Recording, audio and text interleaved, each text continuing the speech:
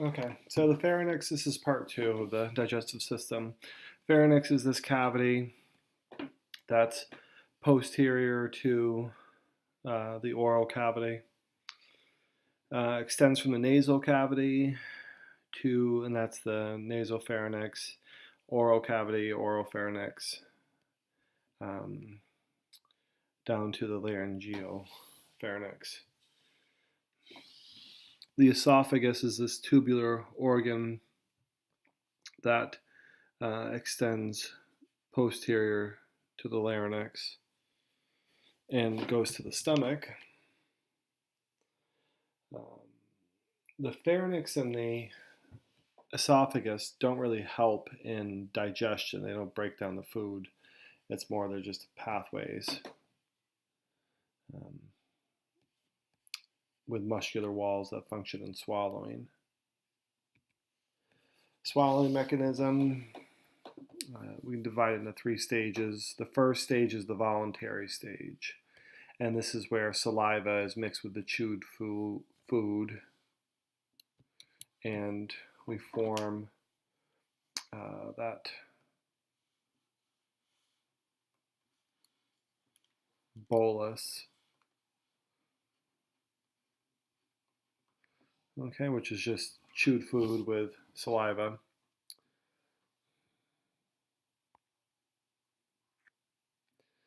Secondary stage is when the food reaches the oropharynx and it stimulates sensory receptors that start the swallowing reflex. And in this stage, the soft palate and uvula raise up, and that helps to protect the nasal cavity from food going into it. And then the hyoid bone and the larynx elevate, and then the epiglottis closes off the top of the larynx, so food can't go down your windpipe. And then the third stage is where you get actual peristalsis as the food moves down the esophagus.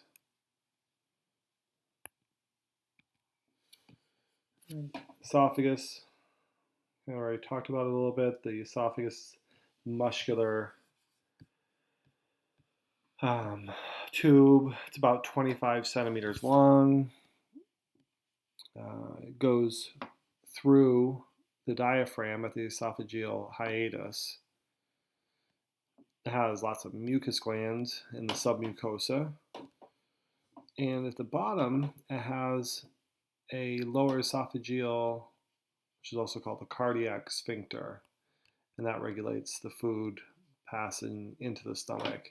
But even more so, keeps food from leaving the stomach and entering the esophagus.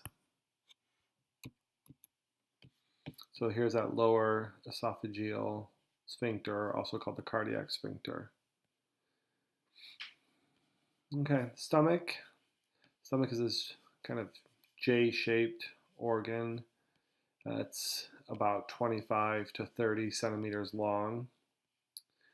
Just inferior to the abdomen, or inferior to the diaphragm in the upper portion of the abdominal cavity. It has these folds, and the folds of the rugae, and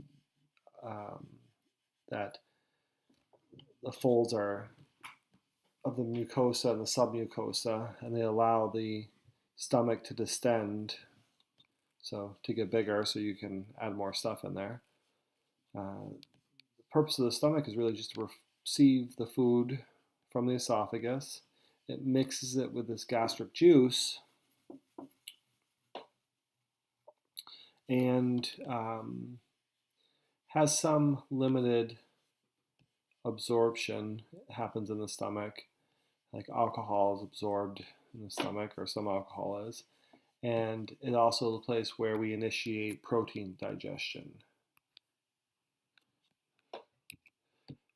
Parts of the stomach. Stomach has an inner layer of circular smooth muscle, and an outer layer of the longitudinal smooth muscle. So you get the circular one, circular because it goes around the stomach, longitudinal because it goes the length of it. And there's also another layer for some portions called the oblique layer. Okay, and that would be the innermost layer.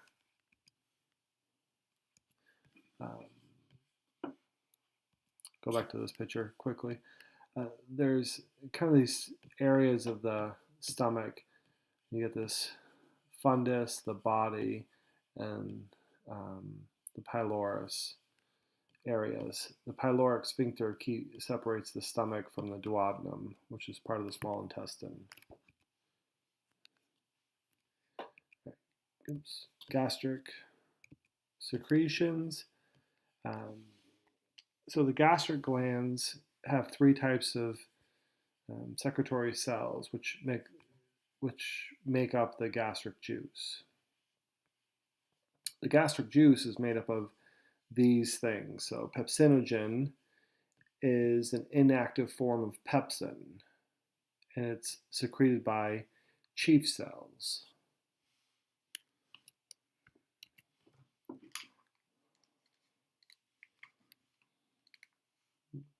So pepsinogen secreted by these chief cells, and it's an inactive form of pepsin. Pepsin is the active enzyme, and it breaks down proteins. And when you get pepsinogen plus hydrochloric acid, should be a big C, hydrochloric acid, you get pepsin.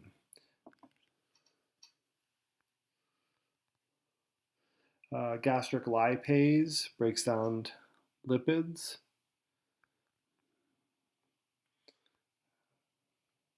Hydrochloric acid is produced by parietal cells.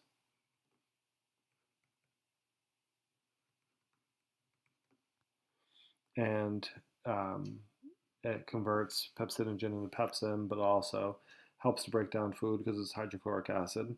Mucus secreted by the mucus cells, and that provides lubrication and also protects the lining of the stomach from the low pH of the hydrochloric acid.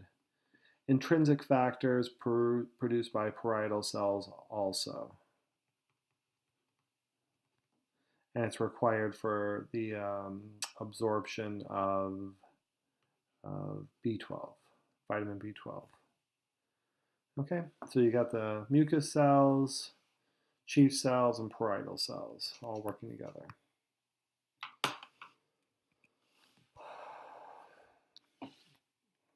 Lining of the stomach, it just shows those rugae, all these folds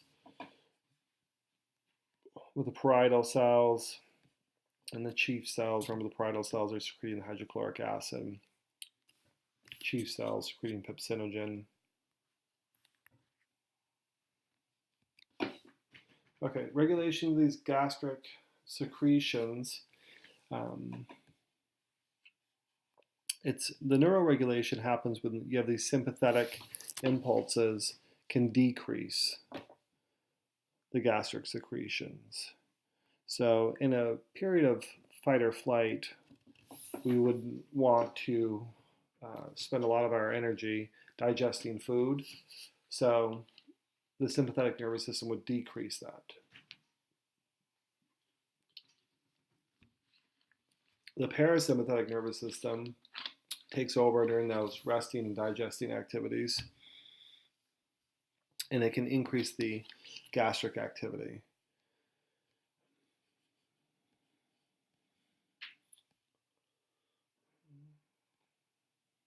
Okay. Hormonal regulation. Somatostatin inhibits somatostatin from the endocrine system inhibits the hydrochloric acid secretion. Gastrin increases gastric juice secretion with all those enzymes in it.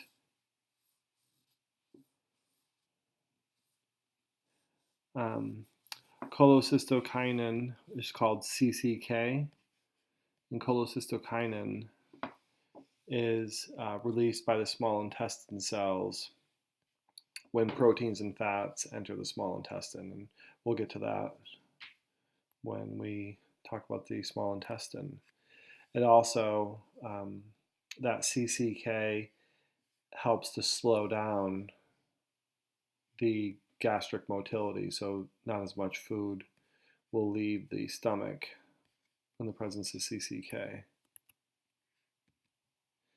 Phases of gastric secretion. First phase is the cephalic phase, and this is when you see food or you smell it or taste it or even think about food, and it causes the medulla oblongata to increase parasympathetic nervous system impulses to initiate the release of gastric juice.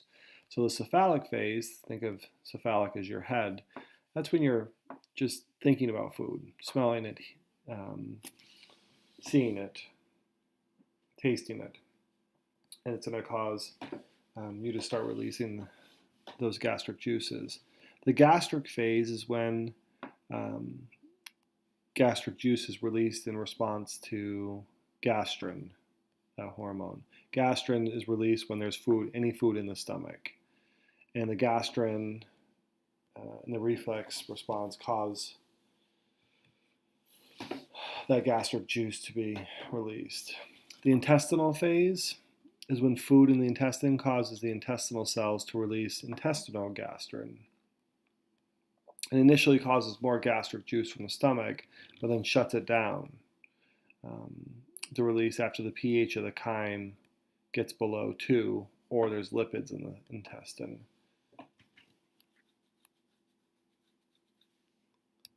These mixing and emptying actions. The mixing of the food in the stomach with the gastric juice produces something called chyme. And then the chyme is pushed towards the pyloric sphincter by these peristaltic waves as the stomach pushes the food this way. Smaller amounts of chyme get pushed through the pyloric sphincter at a time. So it's not like this whole thing, the pyloric sphincter opens up and everything just gets emptied into there. It's smaller amounts. The reason it's smaller amounts is you need time for the small intestine to absorb material, but also to help break it down.